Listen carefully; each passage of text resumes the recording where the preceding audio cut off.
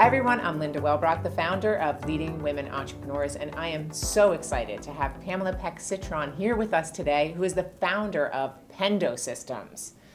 So Pamela, welcome. Hello, Linda. How are you? Good. Congratulations on being in the 2018 class of Top 25 Leading Women Entrepreneurs, and we are so excited to recognize you. Well, it's quite an honor, and it came as quite a surprise. So thank you for allowing me to participate, but more importantly, for recognizing the efforts that myself and my team and my company have made. Absolutely. I mean, you have a lot of great work going on here, and I want to start with your company, but I know you have some advocacy work that you're doing as well that we're going to get into. So talk about Pendo System and what you provide. Well, Pendo Systems is in the data business, right? So essentially what we do is we provide intelligence, insight into unstructured data. Okay. What unstructured data is it's Word files, it's PDF files, it's email. Don't think about your tweets, right? But we sell into corporations and we sell into capital markets, right? So unstructured data is growing at a rate of 800% per annum. They basically, by 2021, there should be more data on the universe than stars in the sky. So our job is to harness the data that's hidden, the data that people can't see, which sits in a lot of documents, it sits in your emails, it sits in things. And so as a result of the financial crisis, where we all looked to thinking that there were all these bad actors on Wall Street that weren't being able to give us information.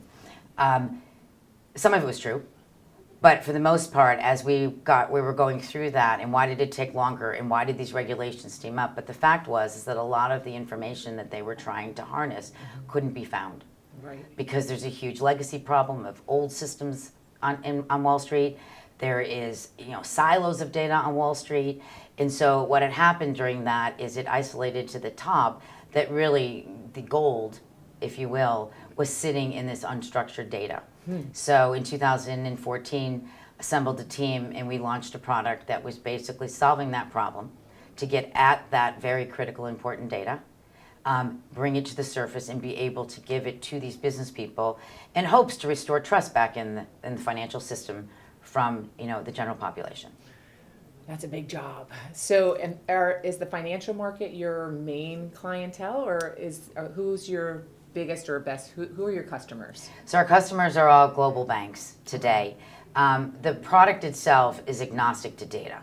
So we could sell into pharma or we could sell into healthcare.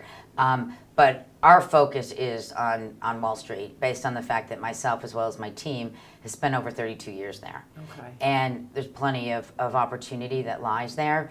But our opportunity is that not only have we built this amazing piece of technology that has all the buzzwords of machine learning and natural language and shiny objects that people are all talking about, but we parlay that with understanding the needs of the business and what they're looking to get out. So we're not just a tech company. We're a technology company that has as great of a subject matter expertise on staff as we do technologists on staff. Wow. Okay. So what's the big vision for your company?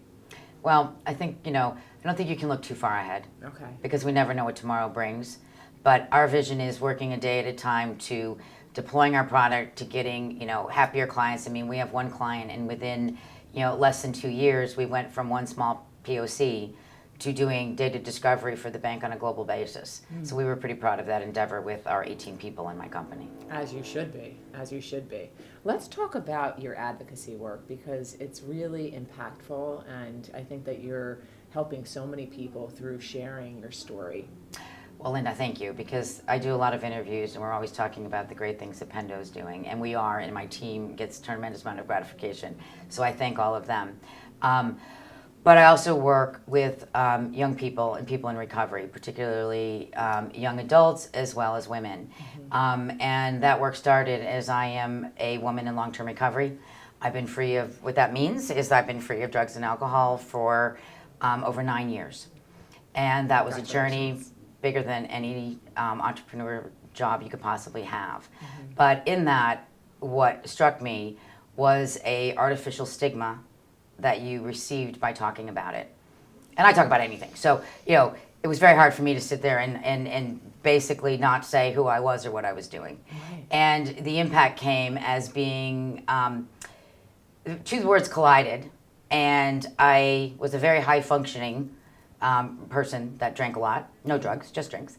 And but I also got cancer. And I was living with two things at the same time. And the reaction of even my friends and my family were such that it was just the most, I called it the catastrophic collision. And these two things collided. And, you know, the first time I went out and raised money on a cancer walk, I raised $25,000. God bless you. And then I looked at how much money was going into the world of recovery. And I tried to raise some money for an association that I was slightly involved with at the time, and I could barely raise $1,000. And I thought, how ridiculous is this? Yeah. Right? And I haven't met one person through work, through business, through schools, my community, that doesn't have 1 degree of separation from somebody that's impacted. I mean, it's an epidemic right now. And so my work is around, you know, and I'm the chairman of the National Youth Recovery Foundation. And we have programs that are meant to take these kids when they come out of, you know, a recovery center and give them the tools. But not tools about, you know, go to meetings, find a sponsor, which they need to do, but life building skills. So we bring in life coaches, we bring in resume builders, we bring in lawyers. A lot of them have a criminal degree, right? And so we basically give them the ability to say, you don't just have to be a counselor in a recovery center. Right. You can have a great life, right?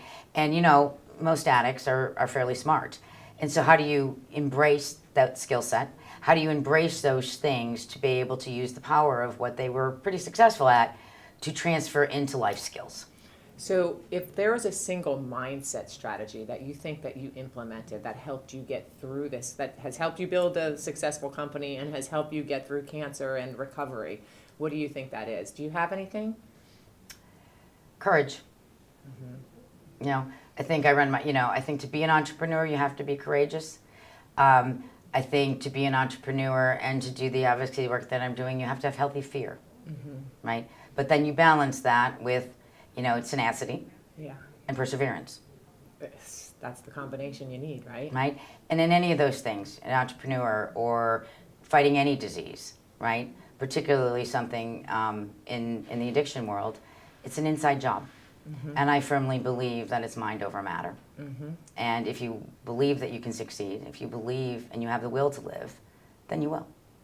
Well, you know what? I just can't applaud you enough for all the great work that you're doing, both on the entrepreneurial front. You're an amazing role model, and you're going to help. So you have helped so many people, and you're going to continue to help so many people through your story of getting through those challenges. So we applaud you on that too. Last question. Our event theme is Transforming Tomorrow Together. How do you envision we do that? Well, in leading up to some of the questions, one of the things I had and they said, what kind of CEO are you? That was one of your questions in the prep.